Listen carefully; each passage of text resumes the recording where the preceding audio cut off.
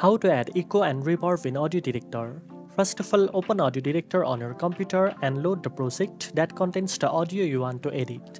Next, go to the Apply Effect section where you will find different sound effects to enhance your audio. To add reverb, click on the reverb option. You will see several presets such as default, small, medium, large, and custom. You can also adjust the settings manually. Modify parameters like room scale, delay time, dry, wet, and more. Then click Apply to save the effect. For echo, select the echo effect from the same section.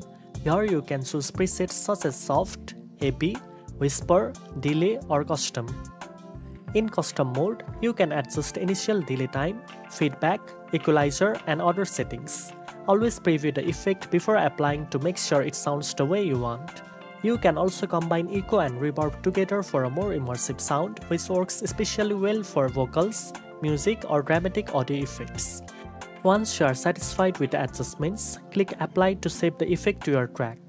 Now you know how to add echo and reverb in AudioDirector.